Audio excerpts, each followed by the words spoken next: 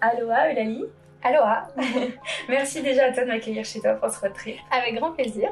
C'est super chouette et aujourd'hui on va en apprendre un peu plus sur qui tu es, ton écriture, ton aventure dans l'auto-édition, etc. Ok, c'est parti. T'es partante? Ouais, c'est parti. Donc la première question que j'aimerais te poser, c'est qui es-tu, toi, Eulalie Lombard? Alors, trop dur cette question. Ouais, chaque fois c'est ce qu'on me dit. Mais j'aime bien la poser quand même. Eh ben, je suis... c'est super dur. T'as le droit de m'envoyer bouler et me dire une autre question. Hein. Non, alors... se définir en tant que personne, c'est super dur. Oui, c'est vrai. Je suis plein de choses. Ouais. Je suis une sœur. Ok. Je suis une copine. Ok. Je suis une tata. Ok. C'est déjà un bon... Oui, c'est déjà... bon CV. Moi, je trouve que la famille, je crois que ça nous définit beaucoup. Donc, non, ça... C'est vrai. Je suis à la fois scientifique et littéraire. D'accord. J'ai fait des études scientifiques et puis maintenant je suis auteure. Et voilà, je pense que c'est une façon la plus rapide de me décrire. Ouais, c'est pas mal du tout. La plus simple, on va dire. C'est vrai. Donc tu écris? Oui. Depuis combien de temps tu écris? Alors j'ai commencé vers l'âge de 12 ans à peu près, si je me souviens bien. C'est un peu dur de définir parce qu'à l'époque c'était très brouillon et beaucoup moins structuré que maintenant. Mais à peu près à cet âge-là, je me suis lancée à peu près en même temps que j'ai commencé à beaucoup lire. D'accord, c'est venu avec. C'est venu peut-être un an après. J'avais besoin d'écrire mes propres histoires qui me trottaient dans la tête, on va dire. Qu'est-ce que tu lisais du coup à ce moment-là? J'ai commencé d'abord beaucoup avec des romances un peu adolescentes. Je sais pas si tu connais Sarah Dessen. Absolument pas. C'est une auteure, en fait celle qui m'a fait aimer lire. Genre on m'a offert un de ses livres, je l'ai dévoré. Après j'ai dévoré tous ses livres. T'as vraiment closé dedans grâce à elle. Voilà. Et après j'ai enchaîné, donc je lisais pas mal de trucs modernes. Et après je me suis rapidement mis à la fantasy. Tara Duncan. Oui, ça je connais. Ouais, ça a été une des premières sagas que j'ai découvertes et je l'ai adorée. Vraiment, c'était... En plus j'aimais trop parce que il y a une période où j'avais à peu près son âge quand les tomes sortaient, donc c'était vachement coordonné. J'aimais trop. Ouais, tu suivais le voilà, truc, c'est ça. C'est ça. Et du coup, tout est parti de là. D'accord, ok. L'amour du livre, on va dire. Et du coup, qu'est-ce que t'écrivais à ce moment-là? Alors, je me suis lancée avec une saga que j'ai écrite quasiment en entier. D'accord. 4 tomes. Ouais. Quand t'avais 12 ans? Ouais, de mes 12 ans à mes... Ah oui. Ouais, non mais... Pas mal. Oui, alors ça veut rien dire. C'est vraiment de la merde. D'accord, faut bien commencer quelque part. Voilà, c'est ça. Non, c'était de mes 12 ans à mes, je sais pas, 18 ans par là, ou jusqu'au lycée à peu près. D'accord. Et c'était une saga avec des... Franchement, cliché total, genre c'est des élus qui doivent sauver un autre monde, qui ont des pouvoirs, etc. Ils savent les utiliser tout de suite. Oh, assez vite, oui. Oui, non, parce qu'en gros, elle était... Normalement, c'était censé être que des garçons, et mon héroïne, c'était une fille, et elle hérite de pouvoirs, alors qu'elle est pas censée en avoir. Et du coup, tout le monde était en mode panique, en mode, on va perdre à cause de ce kiff. Et elle l'a pas trop bien pris. Et voilà, c'était un peu ça, avec tout un univers... Moi, j'étais déter à l'époque, j'avais inventé des créatures. C'est vrai? En fait, il y avait différents types de vampires. Différents types de... Ouais, je sais pas pourquoi. T'as vraiment développé le truc. Normalement, t'avais une imagination fertile. Ouais, c'est ça. Après, ça m'arrive de relire des fois pour le fun et la plume est horrible. Les personnalités de mes personnages, elles sont terribles aussi, franchement. J'ai envie de les claquer. Donc c'est un manuscrit qui est resté dans un tiroir. Ah oui, tu l'as pas publié? Non, pas publié. Je l'ai fait lire à quelques amis à l'époque du lycée. Oui. Qui avaient aimé, mais bon voilà, c'est des amis, donc forcément c'est gentil. Oui. Mais non, jamais ça, Tu voudras jamais le sortir? Non, mais faudrait tout recommencer du début. Faudrait tout. Et puis même l'histoire en elle-même, elle me plaît plus. Enfin, elle est pas très recherchée, elle est cliché, totalement cliché, et non. non, ça reste pas où c'est dans mon disque dur. Ça marche.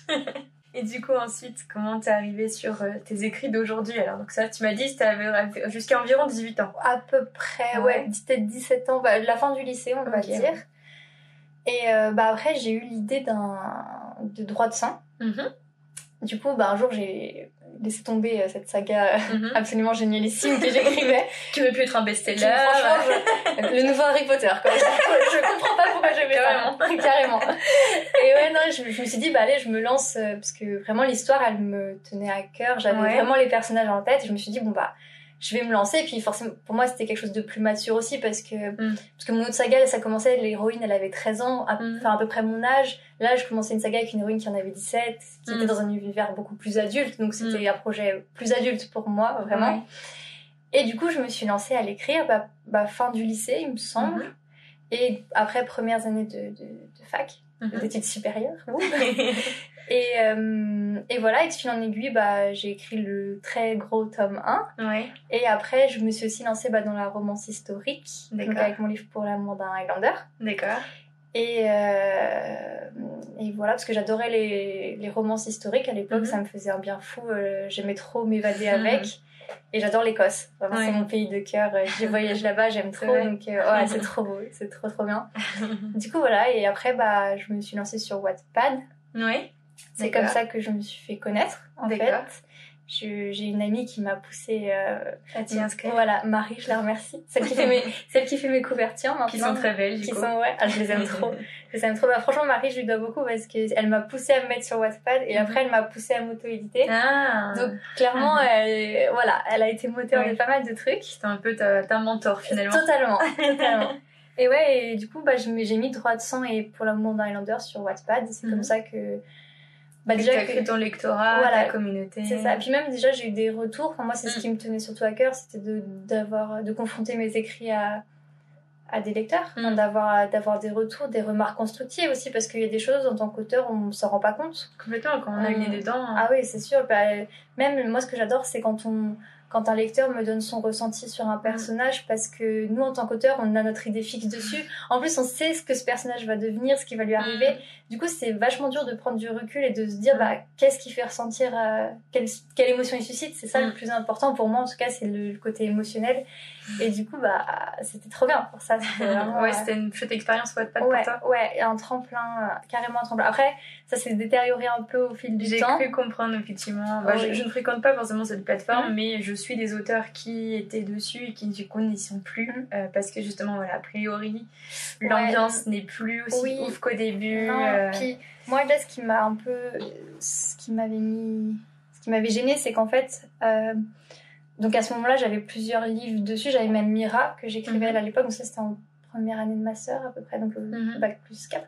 Je me repère comme ça dans les années. Oui. Parce que du coup, t'as d'abord écrit Droit de sang, voilà, après Pour l'amour d'un Highlander, et après Mira. Voilà, c'est ça. Et je sais que du coup, j'avais beaucoup de livres publiés sur Wattpad. Et en fait, à ce moment-là, il y a eu plusieurs sites miroirs. Donc, on pouvait retrouver mes écrits sur d'autres sites. D'accord. Et en fait, je sais pas si t'as déjà allé sur Wattpad, mais en gros, sur Wattpad, si tu lis un texte, tu peux pas le copier-coller, parce que forcément, c'est bloqué pour respecter le droit d'auteur. Mais sur les sites miroirs, tu peux copier-coller. Donc, c'est-à-dire que n'importe qui pouvait voler mon livre et en faire ce qu'il voulait. Et c'était hyper dérangeant.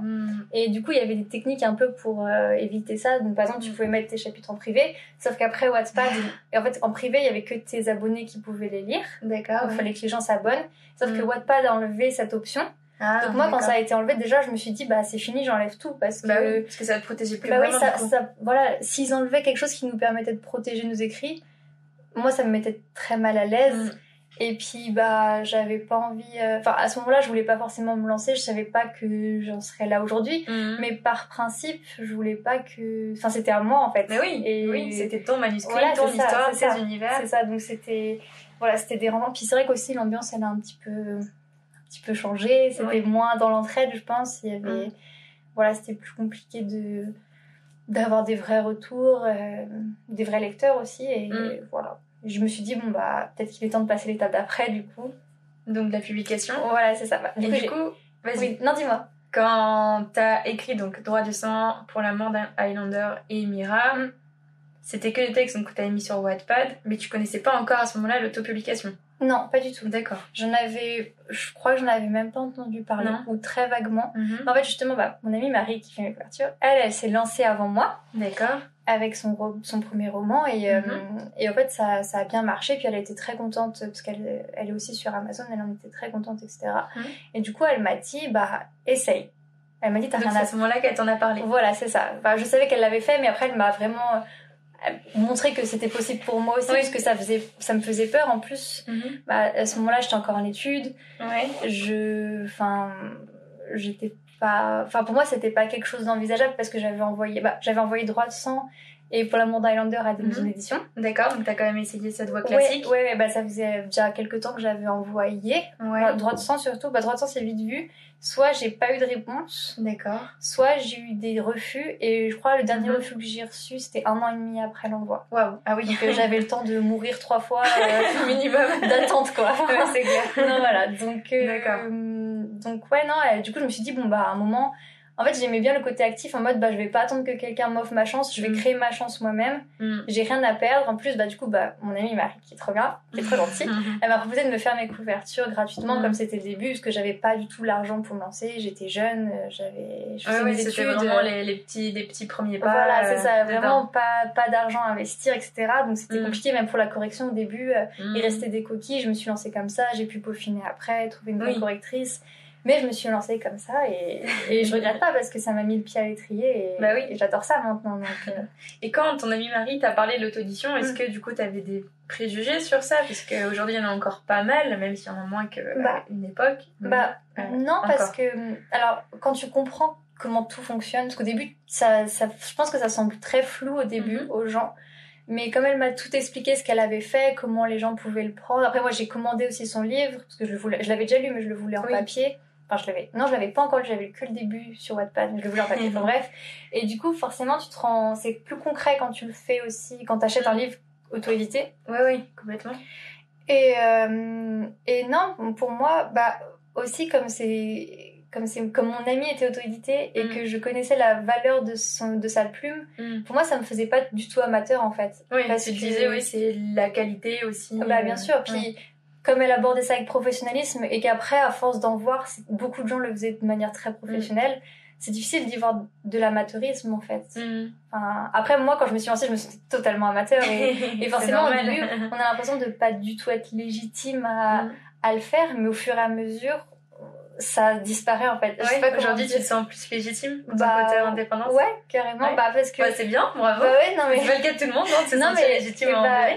Je pense qu'il faut parce que aussi alors en ce moment je suis beaucoup dans la loi de l'attraction, on attire ce qu'on pense, ce qu'on ressent et si je me sens légitime, les autres vont me sentir légitime aussi en tant que lecteur et je pense que du moment qu'on écrit un livre, on est légitime. Enfin, il y aura. Alors, je dis pas que tous les livres se valent ou que. Non, bien sûr, il y a du bon et du moins bon. Voilà, mais de toute façon, un livre c'est super subjectif. Complètement. Enfin, le nombre de fois où j'ai lu un livre et une amie aussi qu'elle l'a adoré, que je l'ai détesté ou l'inverse.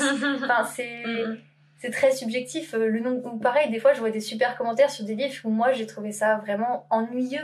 Mais c'est. Voilà, c'est aussi pour ça qu'il y a tellement de genres différents, tellement d'auteurs différents, parce qu'on peut pas plaire à tout le monde. Mais je suis sûre qu'il y a un lectorat pour chacun de nous quelque part. Complètement. Même des genres très précis, des genres très petits, on va dire, des sous-catégories, des sous-genres de sous-genres. Voilà, c'est ça, il y a tellement de choses. C'est clair. Non, mais c'est pour ça que je pense qu'on est tous légitimes. Surtout que, en auto-édition, il y en a de plus en plus et les gens le font vraiment, ce que je disais, de manière professionnelle. Je trouve, en tout cas, il y a un investissement.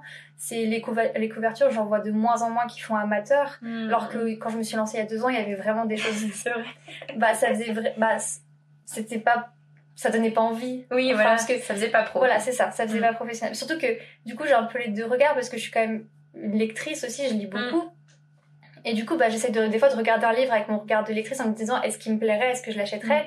Et si je réponds non et que j'ai des arguments pour le non, je me dis là, il y a quelque chose à améliorer, c'est peut-être pas très professionnel, ça fait pas vraie couverture de livre. Oui, complètement. Donc voilà. Mais je pense vraiment que tous ceux qui s'investissent et qui arrivent à donner vie à leur projet, à une couverture qui leur plaît, qui fait pro, à un livre qui est corrigé, parce qu'au final, le style, c'est subjectif, enfin, c'est propre à chacun, un style plaît ou plaît pas. Après, pour la partie orthographique, on fait appel à des professionnels ou à qu'on a des lacunes, voilà, c'est ça. Qu'on hésite, après, même sans lacunes, je veux pas dire que je suis une professionnelle de l'orthographe parce que je fais encore des erreurs, il reste toujours, c'est pas possible. Parce que je sais qu'il y a des auteurs qui disent qu'ils se corrigent par eux-mêmes. Franchement, je sais pas comment ils font. Parce que moi, même avec d'autres perdus, il reste des coquilles, mais parce que c'est normal, parce qu'on est humain. Complètement. Notre cerveau, en plus, il corrige tout seul. Le nombre de fois où je dis une phrase, j'ai fait, mais comment j'ai pu écrire ça, en fait? C'est pas possible. Donc oui, non, en tout cas, je pense que tout le monde devrait... Enfin, je me doute que c'est très dur de se sentir légitime. Moi, la première, j'ai mis très longtemps. Mais quand ça arrive, il faut vraiment avoir confiance en soi Il faut apprendre à se sentir légitime de ce qu'on fait, parce qu'après tout, si on a ressenti le besoin d'écrire ce livre, qu'on l'a écrit, qu'on l'a publié et qu'à un moment on a des retours positifs, c'est qu'il y a quelque chose. Voilà, c'est ça. C'est pas toi qui vas imaginer les retours positifs, quoi. Tout à fait. Et puis c'est pas anodin non plus, parce que écrire un livre et le faire lire à quelqu'un, c'est offrir quelque chose d'unique. C'est pas un produit anodin pour moi. C'est vraiment quelque chose. C'est à la fois personnel pour nous en tant qu'auteur, mais aussi pour le lecteur, parce que comme on dit, il y a deux auteurs, un livre, celui qui l'écrit, celui qui le lit. Complètement. Et du coup, on apporte forcément quelque chose de l'émotion, du voyage. Ouais, c'est clair. Donc là, on est en août 2020, au moment où on enregistre ce podcast. Au niveau de tes années de publication, est-ce que tu saurais nous dire par rapport à tes différents ouvrages ? De quoi ? Quand est-ce que tu les as publiés ? Ah oui, pardon, non, oui, je comprenais pas ta question. Non, ouais. Alors, du coup, Droite 101, donc partie 1 et partie 2, je l'ai publié en juin 2018. Ok. Pour l'amour d'un Highlander, en octobre 2018. Ok. Ça demande de la concentration.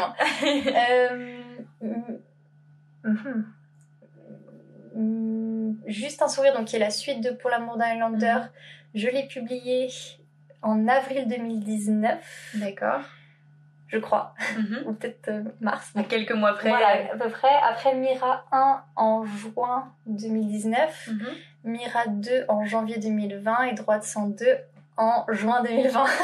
On va y arriver. Voilà. Ça marche, c'est déjà un beau palmarès. Déjà, oui, j'avoue que ça renvoie beaucoup. Après, ils étaient tous... Enfin, Droite 101... Pour l'amour d'un Highlander et Mira 1 étaient déjà écrits quand je me suis lancée au départ. Oui, tu avais déjà 3 manuscrits. Ouais, de près, voilà. Donc après, j'ai fini Juste un sourire qui était déjà entamé aussi. J'ai écrit en entier Mira 2 et Droite 102, mais voilà, j'avais quand même un stock. Un stock de départ. Voilà, c'est ça. Que je n'ai plus du coup, c'est bizarre. Il faut que je me bouge. Ça fait tout drôle. Oui, parce que là, ça m'a fait tout drôle de finir Droite 102. Déjà parce que j'ai eu l'idée il y a un bout de temps, il y a 7 ans, 8 ans, quelque chose comme ça. Ouais. Donc ça fait déjà 2 tomes sur 3 d'écrits. Donc vraiment, ça m'a fait une étape, j'ai senti. Et puis d'habitude, j'écris 2 livres en parallèle, très souvent. D'accord. Et là, du coup, quand je l'ai eu fini, j'écris rien en ce moment. Enfin là, je suis en train de recommencer un nouveau projet, mais j'avais rien initié à ce moment-là. Voilà, et ça m'a fait bizarre, je me suis sentie toute nue un peu. Qu'est-ce que je vais faire de ma vie ? Ouais, c'est ça. Après, j'ai plein de projets en tête, hein. Clairement, j'ai plein d'idées de livres que j'écrirai bientôt. Mais ça m'a fait bizarre, ça m'a fait un peu vide. Mais c'est plaisant aussi, parce que c'est un nouveau challenge de se remettre dans de nouveaux projets et de continuer, quoi. Carrément. Et au niveau de ce nouveau projet, tu peux nous en dire un peu plus ? Oui. Là, du coup, j'ai commencé mon prochain livre. D'accord.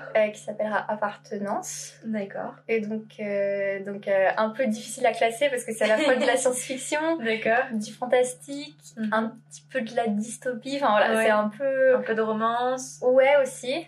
Même carrément, et c'est central. Je me souviens de l'histoire. Oui, non, beaucoup d'éléments.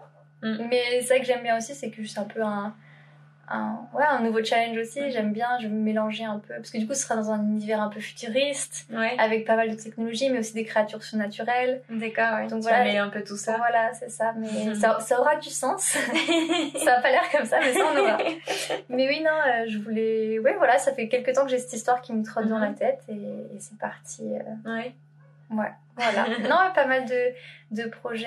Après, je sais qu'en ce moment, par exemple, je veux publier mon livre Pour l'amour d'un Highlander en anglais. D'accord. T'as envie de traduire, du coup ? Oui, du coup, j'ai une traductrice qui a commencé. Génial. Qui est à la moitié. Donc, il faut que je m'occupe de ça aussi parce que j'ai pas encore eu trop le temps de bien lire tout ce qu'elle a fait et tout. Du peu que j'ai lu, c'était trop bien. Enfin, surtout que j'ai une amie qui est bilingue parce qu'elle est née aux États-Unis, qui l'a lu et qui m'a dit que c'était bien, etc. Donc, voilà. Donc, j'ai trop envie aussi que ce projet aboutisse. J'espère d'ici la fin de l'année pouvoir le proposer du coup sur le marché anglophone. Ouais, carrément, c'est une autre porte que tu tournes en fait. Totalement, totalement. Puis en fait, pour l'amour d'un Highlander, du coup, le genre principal, on va dire, c'est une romance historique écossaise. Et en fait, ce qu'il faut savoir, c'est qu'en France, si tu vas par exemple à la Fnac ou enfin peu importe, dans un rayon qui fait ce genre de truc, tu trouveras que des auteurs anglophones. D'accord.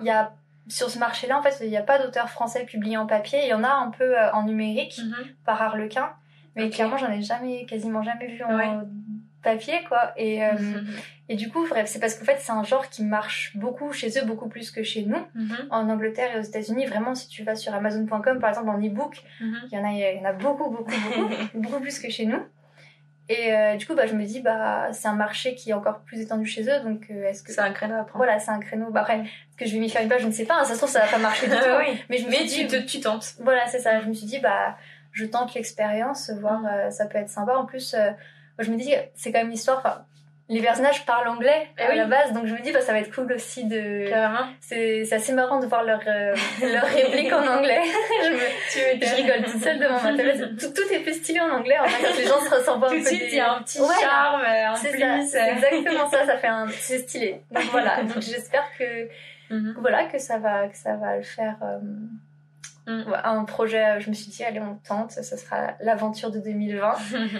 Voilà, et puis j'aimerais bien aussi, est-ce que ça se fera, est-ce que je vais y arriver, je ne sais pas, essayer de faire mes livres en audiobook. Ah, génial. Tu sais déjà par quelle plateforme passer ou pas encore? T'as pas encore regardé? Alors, j'aimerais les faire moi-même. D'accord. En fait, parce qu'un prestataire, ça coûte vraiment très cher. Ouais, genre complètement. Vraiment très cher. Ouais. Je rajoute des traits pour commencer. Vraiment très cher. Vraiment, parce que par curiosité, je suis allée voir sur plusieurs sites de freelance et tout, j'ai mis le nombre de mots dans mon livre et ça donnait un aperçu du budget.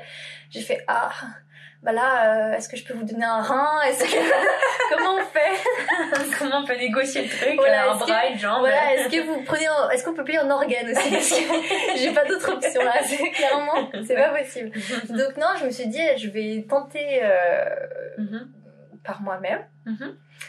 Ce que j'ai regardé sur internet, donc un peu des tutos pour bien parler. Bien sûr. Il y a même des petites formations un peu pour justement tout ce qui est voix off, donc apprendre à donner le ton, à avoir un rythme. Je commence à écouter des audiobooks aussi pour voir comment ils sont faits, comment c'est dit. Donc voilà, est-ce que je vais y arriver? Est-ce que je vais avoir la voix pour faire ça? Je ne sais pas. Je me dis que je vais essayer. Oui, je vais faire quelques chapitres et je pense que t'as rien à perdre. Voilà, c'est pareil. Parce que là en plus l'investissement d'argent est très faible. Enfin, je vais juste acheter un micro et... Oui, puis ça peut se trouver très facilement à pas cher. Voilà, un micro de bonne qualité avec juste le truc, anti... je sais plus comment ça s'appelle.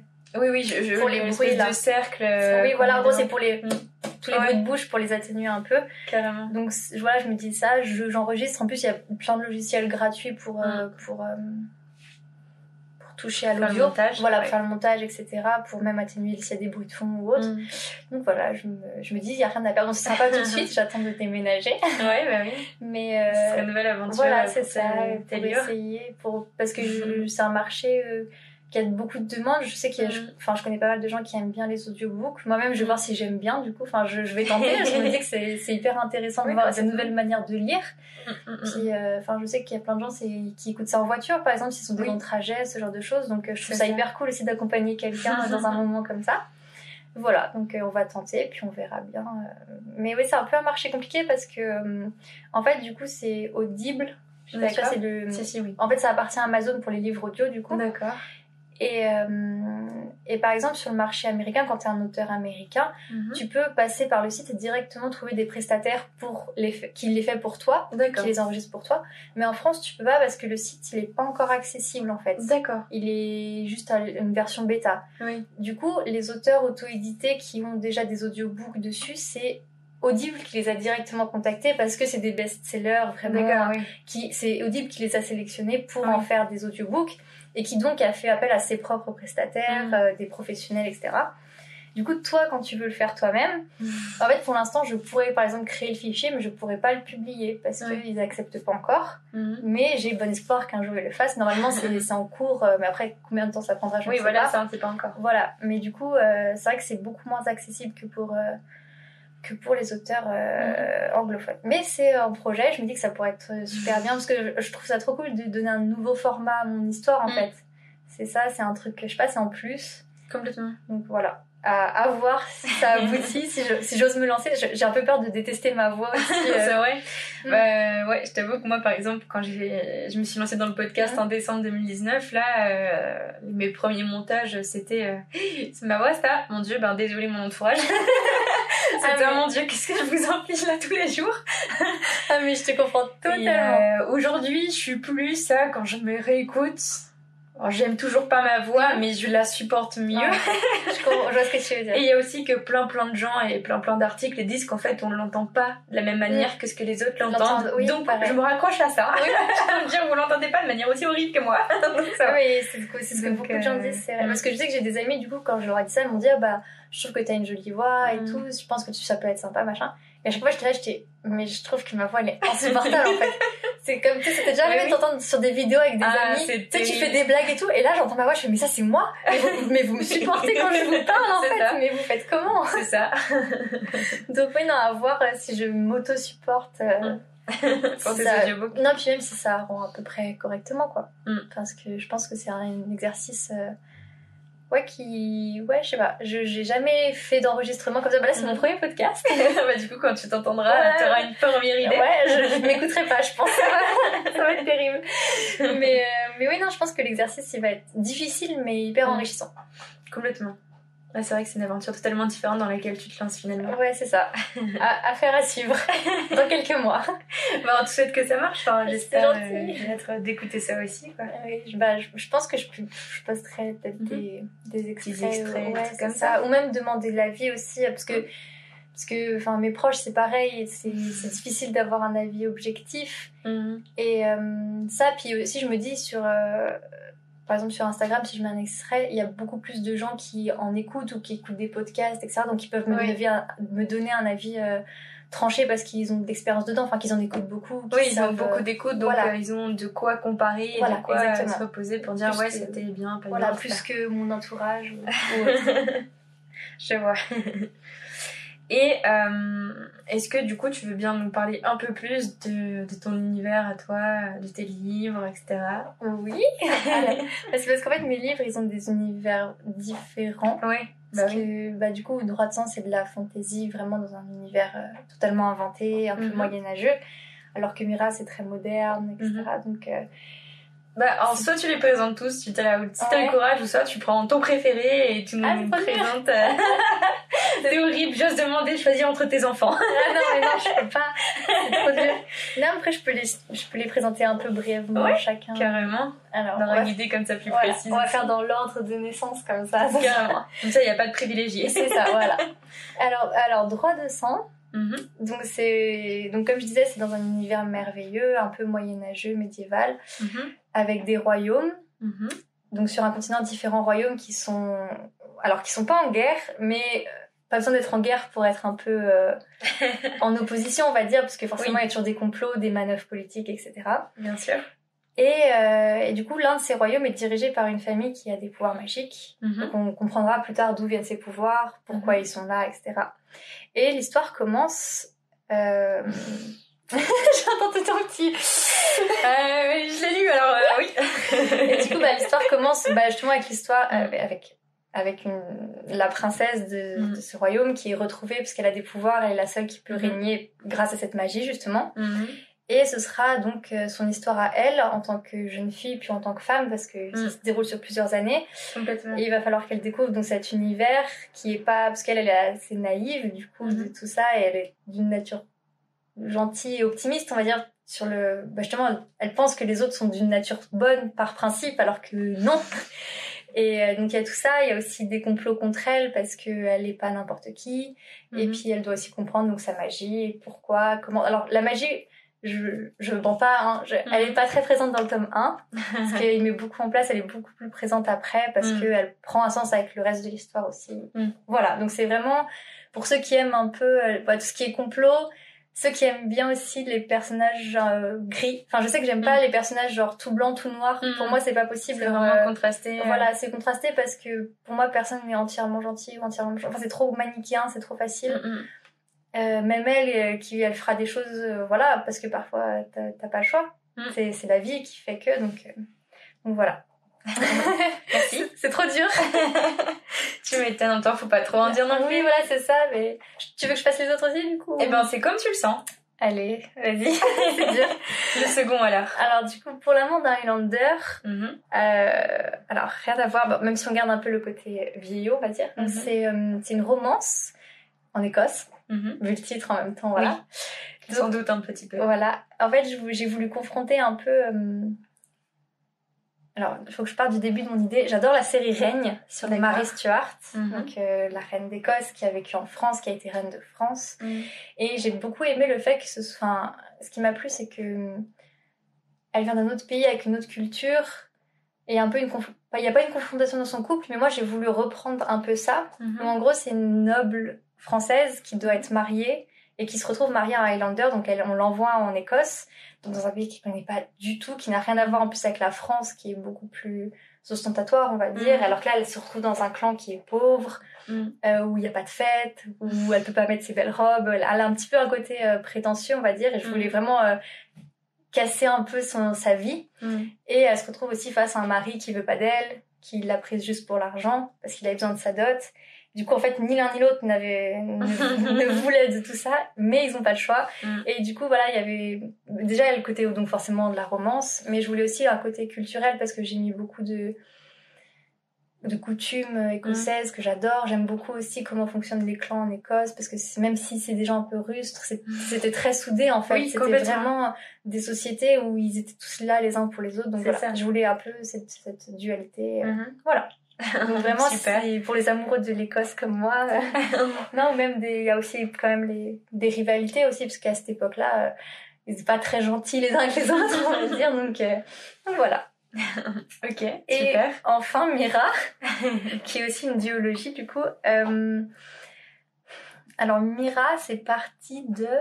Alors souvent mes idées elles partent un peu de n'importe où, elles sont très bizarres. C'est vrai. Ouais, tu trouves l'inspiration partout? Ouais, souvent en fait c'est un peu un mode oh j'en ai trop marre de voir ça dans les livres. Donc je vais faire tout l'inverse. Voilà, je vais faire un peu autre chose. Donc moi justement c'est les livres de loup-garou que je lisais beaucoup sur Wattpad. Donc, je tape dans le cliché mais... Oui, non. Mais... Et en fait souvent ce qui m'agaçait dans ces livres-là c'est que t'as la gentille jeune fille qui rencontre l'alpha suprême, nanana, c'est son âme sœur. Et en fait ce qui me saoulait, outre le cliché, c'est qu'en gros après, dès qu'elle l'a rencontré, toute sa vie à elle tourne autour de lui. De son amour, s'ils ont de la moindre dispute, c'est l'hécatombe. C'est vraiment, leur couple devient central au point que la personnalité de l'héroïne, des fois, elle n'existe plus, en fait. Et mon girl power s'indigne. Parce que, bien sûr que le couple, c'est important dans la vie, mais faut pas s'oublier en tant que personne, et c'était ça qui me dérangeait. Et du coup, je me suis dit, voilà, dans mon histoire, c'est qu'une partie de l'histoire de Mira, mais dans mon histoire, il y a des âmes sœurs, voilà, elle rencontre son âme sœur, bien sûr c'est quelqu'un de très important pour elle, mais ça ne l'empêche pas de se réaliser en tant que personne et d'accomplir des choses tout seul, et c'est pas le centre de l'histoire non plus. D'accord. Parce que du coup, Mira, donc ça s'appelle Mira la maudite, le tome 1, donc elle est maudite. Elle sait pas pourquoi, elle sait pas comment, elle sait juste qu'elle a une marque dans le cou qui fait que tout le monde la déteste et tout le monde a un peu peur d'elle, la craint, et personne ne veut lui dire pourquoi elle est maudite, et qu'est-ce qui va se passer le jour où la malédiction va s'abattre sur elle, tout à fait. Et du coup, en fait, elle sait même pas si elle est gentille ou elle est méchante, en fait. Il y a un peu aussi le côté où elle est aussi une menace, mais elle sait pas pourquoi, elle sait pas comment. Et donc, il y a donc à la fois le côté découvrir sa malédiction, mais aussi le côté se réaliser en tant que personne malgré ça. Et voilà. Et faire avec. Et aussi l'affronter le jour où elle arrive, parce que forcément... ça arrive, voilà. Exactement. Super. Donc ça fait, si j'ai bien compris, environ 2 ans que t'es auto-éditée. Voilà, c'est ça. Comment ça se passe, ton aventure dans l'auto-édition? Alors, on fait des erreurs. Oui, comme je te disais tout à l'heure. Parce qu'en fait, pendant le confinement, pour l'anecdote, j'ai découvert l'existence de la BNF. C'est bien de s'en rendre compte tôt ou tard. Voilà, en fait je savais que ça existait, mais pour moi les autorités n'étaient pas concernées. Du coup, à la fin du confinement, j'ai dû envoyer tous mes livres avec un mot d'excuse de mon retard. Bon, j'avais toujours pas de retour parce qu'ils ont des soucis en ce moment, etc. C'est un peu plus long. Voilà, c'est très long, mais voilà, au moins j'ai été honnête, j'espère que ça va passer. Vraiment, je savais pas, et puis je suis pas du genre à pas vouloir faire les choses. Oui, puis aucun intérêt de toute façon. Voilà, puis en plus c'est gratuit, vraiment, j'ai même découvert que l'envoi était gratuit. Moi j'étais prête à payer, à tout envoyer, voilà. À vendre le 2e rein. Voilà, à vendre mon autre rein, je sais pas comment j'aurais fait, mais c'est pas grave. Donc voilà, donc non, et ça se passe bien. Non, je sais pas, c'est difficile à dire parce que, au début, du coup, je me suis lancée avec Droit de sang. J'ai fait quelques ventes, mais voilà, c'était tranquille. Je me prenais pas la tête parce que j'étais encore en études, j'étais à fond dans mon master, j'avais fait ça pour le plaisir, mais je l'envisageais pas de manière professionnelle durablement, on va dire. Et après, quand j'ai sorti pour Amanda Highlander et qu'il a vraiment très bien marché et que j'ai eu un autre niveau de vie, que je me suis rendu compte que je pouvais vraiment faire quelque chose en m'investissant plus, à temps plein surtout, parce que forcément j'avais pas beaucoup le temps avec les études, c'était compliqué. Et quand même, j'étais en stage en plus après, à la fin du master, etc. Et du coup, je me suis dit à la fin de mon master, allez, prends 1 an, tu fais ça pendant 1 an, tu vois ce que ça donne, tu te laisses une chance. Et puis tu vois après ce que tu fais, si tu continues, si tu fais autre chose, si tu fais un peu des deux, enfin voilà. Et du coup ça fait 1 an que je me suis laissé 1 an. Alors c'était pas l'année peut-être la plus la meilleure avec crise sanitaire. Voilà, c'était pas pendant le confinement, j'ai très bien écrit. C'est le après confinement où on sent que les gens ont forcément moins de sous pour acheter les livres, je pense. Enfin, je sais pas après comment on peut tous être impactés ou pas différemment, je sais pas, c'est un peu difficile à déterminer, mais en tout cas je suis très contente d'avoir osé le faire en fait. C'est surtout c'est un sacré défi que tu t'es lancé quand même. Tu t'es dit allez, sur 1 an je prends le pari que soit ça marche bien, soit ça marche un peu, soit je me casse la figure. Voilà, en fait. c'est ça. Après je m'étais dit si ça marche pas, je me serais pas acharnée non plus, je serais passée à autre chose. Mais là en fait maintenant que ça marche, tu t'es offert la possibilité. Voilà, c'est ça. Je voulais surtout j'avais besoin parce que j'ai enchaîné après le lycée, j'ai tout fait d'un coup. Les étés, je travaillais pour payer mes études. Enfin, j'ai jamais eu de vraie pause, on va dire. J'avais besoin un peu de vivre mon aventure. Parce que, du coup, j'ai fait les livres, j'ai voyagé pendant 1 mois en Écosse, avec mon petit sac à dos et tout, en mode road trip. Enfin, j'ai vécu mes petites aventures et je me suis dit que c'était l'année pour ça. Et voilà, j'ai bien fait. Enfin, je suis hyper contente parce que ça marche bien, parce que j'ai pu prendre le temps d'écrire. J'écris comme je veux, quand je veux, c'est trop bien. C'est un luxe. Voilà, c'est un luxe, c'est tellement un luxe. Franchement, je réalise pas que ça fait 1 an parce que c'est passé très vite. Tu m'étonnes. Et puis parce que c'est un peu...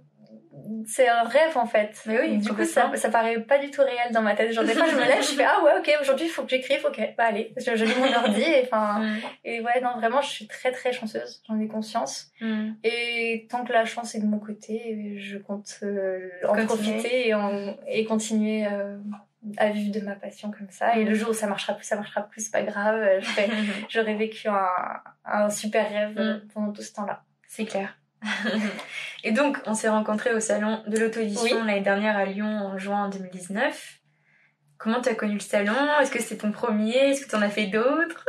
Alors, comment j'ai connu le salon? Je m'en souviens pas. Je pense que c'était sur Internet, sur les réseaux sociaux, je pense. Parce que j'ai vu, ça m'a bien plu. Et on s'est inscrit avec une autre amie, Gaëlle, qui était là. Du coup, on l'a fait toutes les deux. C'était hyper cool. C'était mon premier salon. C'est vrai? T'as trop stressée? J'étais trop stressée. J'étais trop stressée. Je savais pas... Je sais pas, c'était la panique. Puis c'est dur de... En fait, je suis facilement... Je veux pas dire que je suis associable, même si mon copain serait d'accord. Je suis gênée, en fait, quand je connais pas les gens.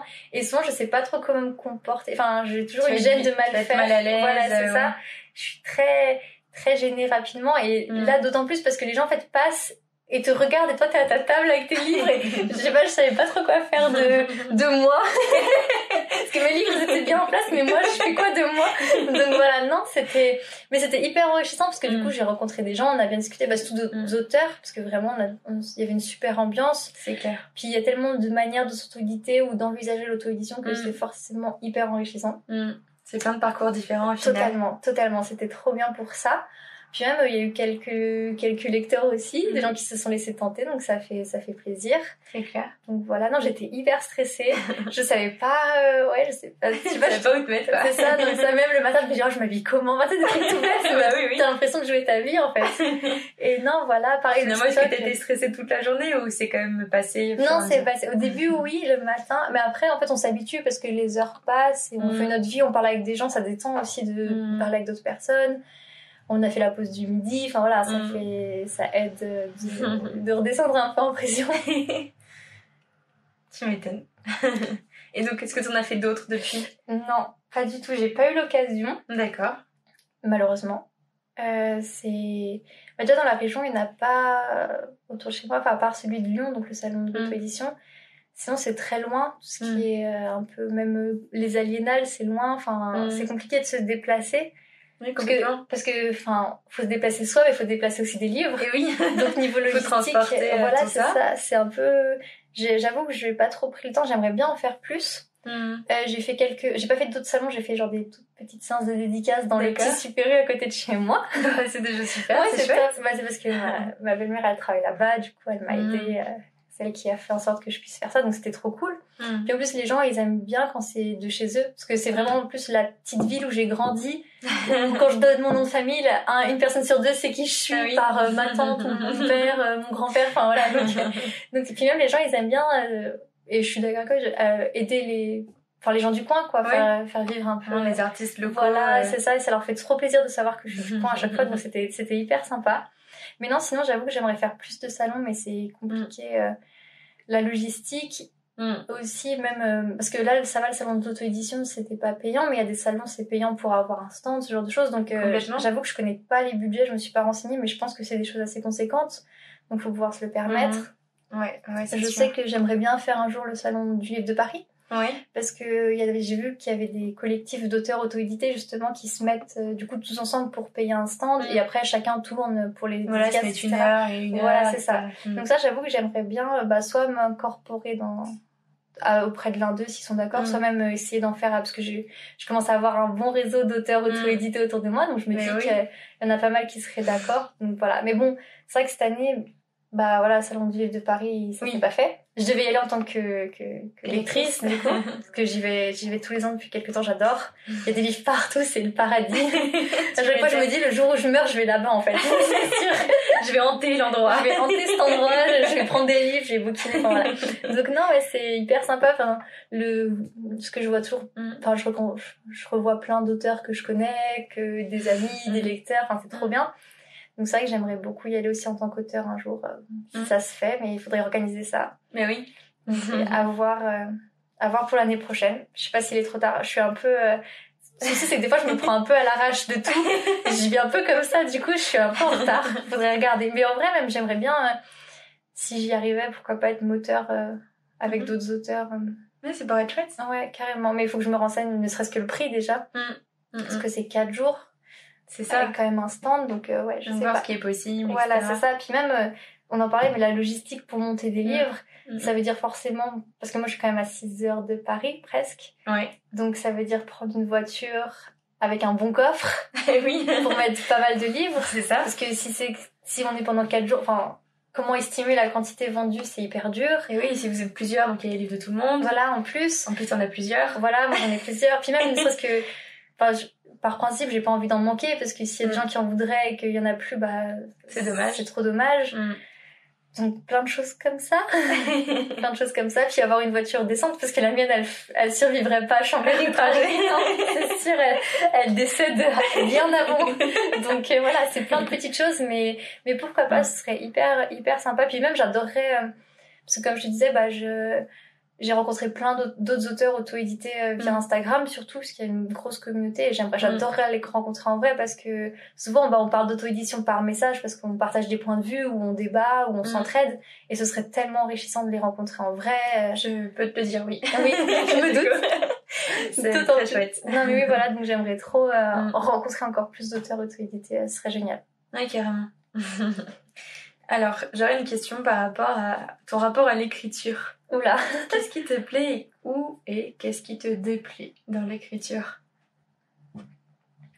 Alors, ce qui me plaît, c'est super dur aussi comme question. Qu'est-ce qui est important pour toi quand t'écris, etc. Ce qui me plaît, c'est que je peux dire tout ce que j'ai à dire.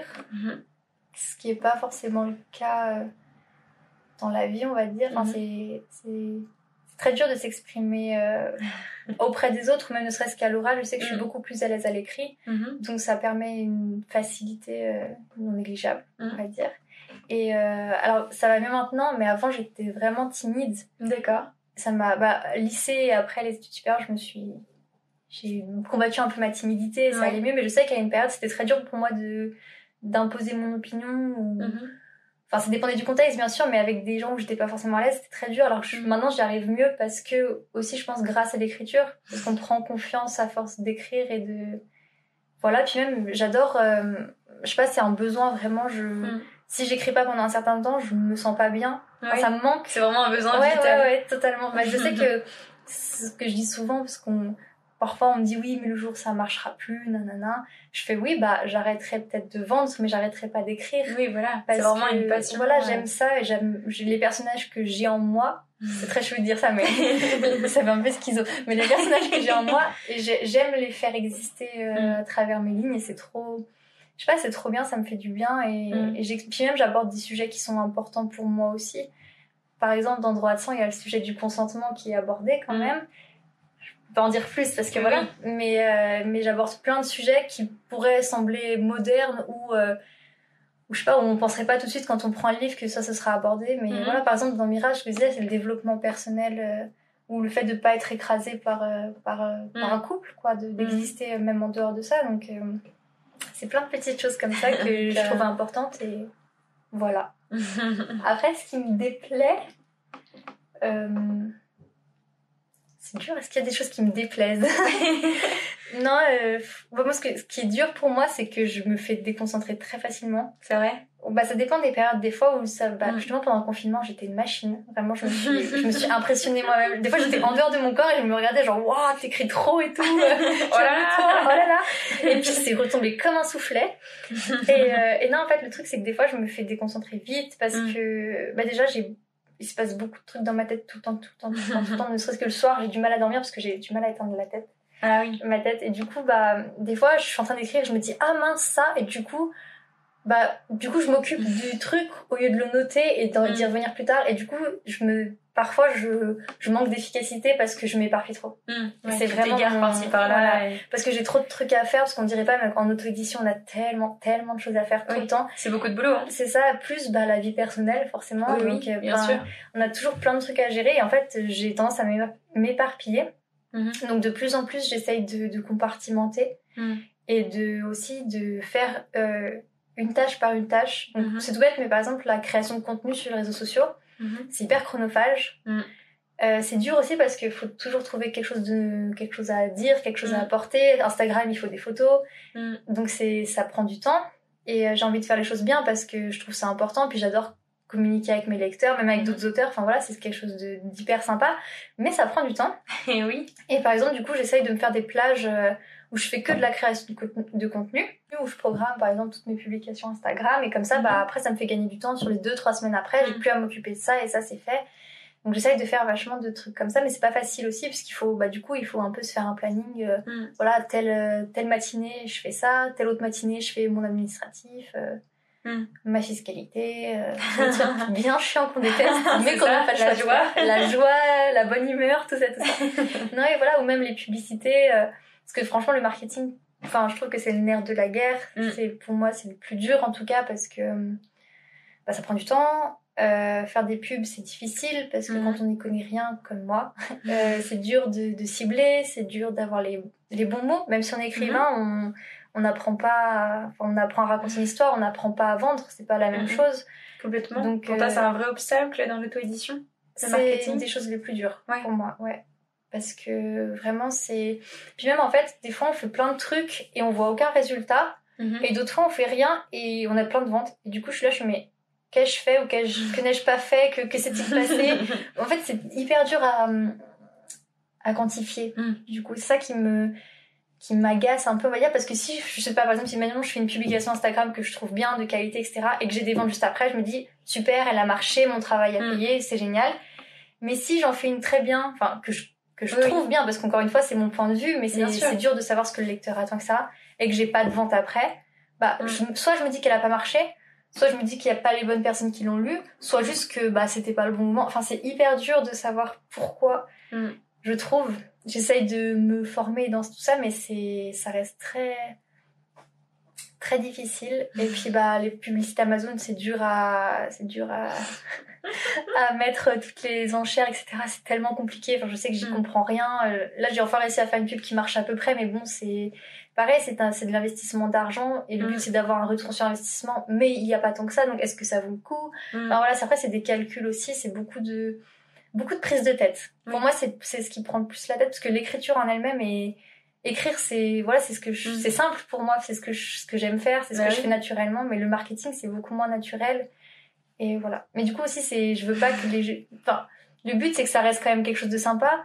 Mais du coup, en tant qu'auteur, on se dit, bah voilà, faut que je crée du contenu. Mais il faut pas que les gens aient l'impression que je crée du contenu pour créer du contenu. Et oui. Il faut quand même qu'ils ressentent que ça me plaît de parler de ça. Et ça me plaît de parler de ça. C'est juste que, parfois, on en fait tellement, ou on veut tellement bien faire qu'on fait mal. Enfin, je sais pas comment dire, mais des fois, j'ai l'impression d'être maladroite. Et du coup, c'est ça que je trouve difficile. Oui, je vois.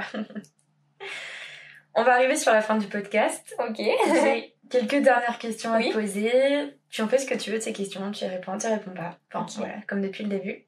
Je te les pose les 3 à la suite. Et après, tu décides. Ok? T'as peur? Un petit peu. Non, t'en fais pas. Elles ont mangé personne jusqu'ici. Donc, la première question étant, si tu pouvais parler à la Eulalie qui écrivait quand elle était toute petite, qu'est-ce que tu lui dirais? Comment t'imagines la Eulalie dans l'avenir?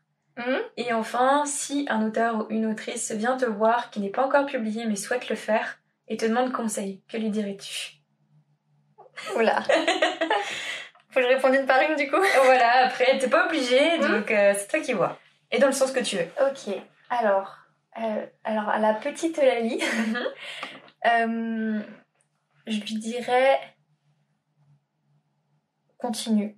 Enfin, parce que non, je lui dirais oui, c'est ça, je lui dirais de continuer à écrire parce que peu importe la finalité, peu importe d'être publié ou pas, d'être auto-publié ou pas, écrire en soi, c'est ce qui me plaît maintenant et je pense que c'est ce qui me plaira toute ma vie. Donc faut pas que la petite avant moi elle abandonne. Donc non, vraiment persévérer en fait, je pense que c'est un mot qui est clé de toute façon dans tous les domaines, mais particulièrement dans l'écriture et dans l'auto-édition. Comment j'envisage la Eulalie du futur, c'est ça d'après? Dans le nombre d'années que tu veux, comment tu te projettes en tant qu'auteur dans l'avenir? Oh là, c'est trop dur. Je me projette le rêve du rêve. Tu peux, vas-y. Le rêve du rêve, ce serait dans ma petite maison, avec une pièce, donc avec un bureau, avec ma famille, avec mon chéri et un enfant. Et le rêve, ce serait vraiment de continuer à être indépendant comme ça, parce que ça voudrait aussi dire avoir de la liberté d'être maman sans des horaires de travail fixes, donc en étant là pour mini bébé qui n'existe pas encore. Mais non, ça ce serait vraiment le rêve, avec une maison avec un petit jardin et tout. Vraiment, franchement, c'est cliché. En Écosse? Peut-être pas, je suis pas sûre que mon chéri l'accepte. Il y aurait pas trop de boulot là-bas pour les... mais non, alors le lieu n'a pas d'importance, c'est plus vraiment... C'est vraiment avoir ton cocon familial, voilà, avoir ton indépendance. C'est ça. En plus, j'ai une famille un peu... J'ai des parents divorcés, j'ai toujours été trimballée à droite à gauche, donc l'idée d'avoir une vraie maison m'attire beaucoup. Continuer à être écrivain, forcément, c'est le rêve, hein, bien sûr. C'est l'objectif. Ça se réalisera ou pas, je ne sais pas, mais oui, non, franchement, j'ai pas des attentes hyper hautes, je veux juste ma famille et continuer à faire le métier que j'aime. Non, vraiment, j'attends pas. C'est déjà super. Ouais, c'est hyper cliché, je me rends compte là. Non, mais c'est ton rêve à toi, il t'appartient, et je te souhaite que tu le réalises. Merci, c'est gentil. Non, ce serait le pied. Après, en vrai, la Eulalie du futur, je la vois toujours à écrire, même si un jour elle fait un autre métier. Elle se trouvera toujours 1 ou 2 heures par semaine pour écrire l'histoire qu'elle a en tête à ce moment-là. Donc voilà. Super. Et la dernière question, c'était... Si un auteur ou une autrice qui n'est pas encore publié mais souhaite le faire vient te demander conseil, qu'est-ce que tu lui dirais alors? Alors, c'est déjà arrivé. D'accord. Alors, qu'as-tu donc répondu? Alors, ça dépend si on me pose des questions, mais la plupart du temps, je dis fonce. Simple et efficace. Oui. Non, la plupart du temps, je dis de prendre le temps que le livre soit à sa convenance, parce que justement, j'ai fait des erreurs, je me suis lancée très vite, et il restait des coquilles, etc. Donc c'est très dur de s'auto-corriger, de toute façon, c'est super dur. Non, j'ai tendance à dire de le faire, d'oser, parce que je dis, il n'y a rien à perdre. Au pire, un peu l'argent investi, parce qu'on a besoin d'un graphiste s'il y a besoin, etc. Donc ça, je comprends que c'est quelque chose de très dur au départ. J'ai eu la chance de ne pas avoir besoin d'investir au début quand je me suis lancée. Je souhaite à d'autres gens d'avoir cette chance. Après, c'est sûr qu'il faut avoir les contacts. Encore une fois, il y a des moyens aussi de trouver des sous.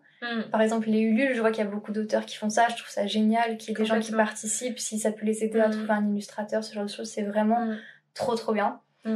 Donc non, franchement, de foncer, de prendre le temps d'être de trouver que son livre est fini, on va dire, de pas se précipiter, mais de le faire parce que je pense que c'est une expérience incroyable. Peu importe le nombre d'exemplaires vendus, c'est pas ça pour moi, c'est pas ça la réussite, c'est de le faire en fait. C'est après quand on reçoit son livre et qu'on le tient dans les mains et qu'on dit c'est moi qui l'ai fait. Avec son nom dessus. Voilà, c'est ça. C'est exactement ça. C'est une fierté qui est inexplicable. Et tous ceux qui ont écrit un livre méritent de la ressentir. Voilà. Donc non, moi je conseille à chaque fois, je dis fonce et je dis souvent aussi n'hésite pas à me poser des questions parce que on me pose souvent des questions sur plein de choses, hein, comment t'as fait, le marketing, tous les trucs qui peuvent faire peur. Qui peuvent faire peur et qui sont importants et qui sont difficiles à trouver aussi parce que encore une fois, trouver des informations c'est super difficile. C'est aussi pour ça que je te disais, je veux faire un blog où j'essaye. Il est pas du tout fourni pour l'instant, mais je voudrais mettre le maximum d'informations que j'ai pu récolter parce que le nombre de fois où j'ai galéré pour savoir comment ça. Il y en a plein qui galèrent autant et voilà, c'est aussi qu'il y a d'autres personnes qui aujourd'hui ouvrent des chaînes YouTube pour justement lâcher des conseils comme ça. C'est génial, c'est chouette. Non, mais heureusement. Mais du coup, je me dis les erreurs que j'ai pu faire, elles ne seront pas reproduites si j'essaye de donner un maximum de bons conseils. Donc j'essaye et non vraiment, moi j'aime bien même quand on m'envoie un message en mode j'aimerais m'auto-éditer, j'ai mon livre, ou même qu'on me pose une question genre et toi comment t'as fait ça, pourquoi t'as choisi Amazon, enfin plein de questions qu'on peut poser et c'est génial, j'y réponds avec grand plaisir.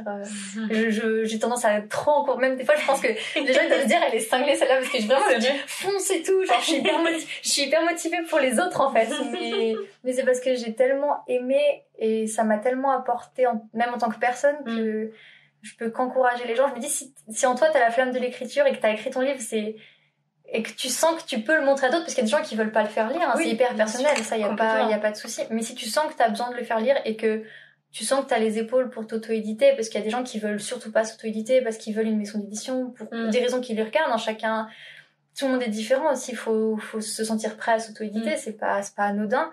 Mais si tu sens que tu peux le faire et que tu veux le faire, faut le faire. Clairement, faut foncer. Eh ben, merci beaucoup pour ce conseil. Je t'en prie, avec plaisir. Très encourageant. Forcément, il faut. C'est clair. Écoute, merci encore à toi pour ton temps. Merci à toi, c'était trop bien. Avec grand plaisir. Et puis de toute façon, on peut te retrouver très facilement sur les réseaux sociaux. Tout à fait.